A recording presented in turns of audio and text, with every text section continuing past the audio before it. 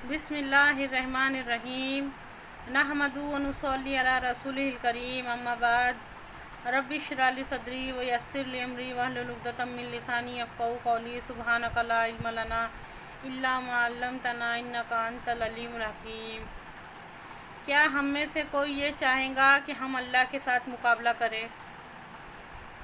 सोच के देखो, क्या हम में से कोई ये चाहेगा कि हम रसूल सल्लल्लाहु अलैहि वसल्लम की तौहीन करे? क्या हम में से कोई ये चाहेगा कि हम कुरान से बगावत करें? क्या हम में से कोई ये चाहेगा कि हम कुरान की बेअदबी करें? अल्लाह के वास्ते बात कुछ समझो, अच्छी तरह से समझो। हम में से कोई ये सब करना नहीं चाहता। हम में से कोई ये सब करना नहीं चाहता। हम में से कोई ये सब करना नहीं चाहता। लेकिन ये जो हमारे बीच में नासमझी की और लाइल्मी की दीवार है, नासमझी की और लाइल्मी की दीवार है, इसके वजह से हमारे से ये बड़े बड़े गुनाह हो रहे हैं। हमारे बीच में जो नासमझी की और लाइल्मी की दीवार है, उसकी वजह से हमसे ये बड़े बड़े गुनाह हो रहे हैं। अल्लाह के वास्ते बात को समझो। अल्लाह की मर्ज़ी और बंदे की मर्ज़ी आपस में टकरा रही है। अल्लाह की मर्ज़ी और बंदे की मर्ज़ी आपस में टकरा रही है। अच्छी तरह से समझो इस मसले को। हमारे नबी सल्लल्लाहु अलैहि वसल्लम का इरशाद है, तुम में से कोई शख्स कामिल मोमिन हो ही नहीं सकता जब तक कि उसकी ख्वाहिशात नफ्स को उस दीन के ताबे ना कर दे, जब तक कि उसकी ख्वाहिशात नफ्स उस दीन के ताबे ना हो जाए जिसको लेकर मैं आया हूँ।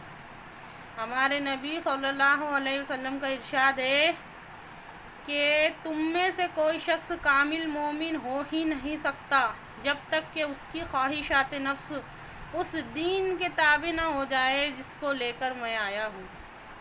हमारे नबी सल्लल्लाहु अलैहि वसल्लम का इरशाद है, तुम में से कोई शख्स कामिल मोमिन हो ही नहीं सकता जब तक कि उसकी ख्वाहिशात नफ्स उस दीन के ताबे ना हो जाए जिसको लेकर मैं आया। अल्लाह के वास्ते बात को समझो। हमारी जो नासमझी और लाइल्मी की दीवार है, उसके वजह से हमारे समझ में नहीं आ रहा। हमारे अमल, हमारे रवैये अल्लाह से मुकाबले के जैसे है। हमारे अमल, हमारे रवैये रसूल सल्लल्लाहु अलैहि वसल्लम की तौहीन है। हमारे अमल, हमारे रवैये कुरान से बगावत कर रहे हैं। अल्लाह उम्मत मुस्लिमा को समझने की तौफीक अता फरमा। ये हमारे से क्या हो रहा, गौर करो। एक बात में गौर करो। उल्मा फरमाते हैं कि जो कोई भी जानबूझ कर गुनाह पे अड़ा रहा, धोखे पे, बेईमानी पे, बेरहमी पे, नाइंसाफ़ी पे, हुकूक से ना मुंह मोड़ने वाला, जुल्म पे कायम रहने वाला, उसकी मिसाल ऐसी है जैसा कि उसके हाथ में खंजर है और उसका एक वार नबी करीम सल्लल्लाहु अलैहि वसल्लम के सीने पर है। अल्लाह रहम करे। ज़ुबान से कहते हुए भी काँप जाते इंसान।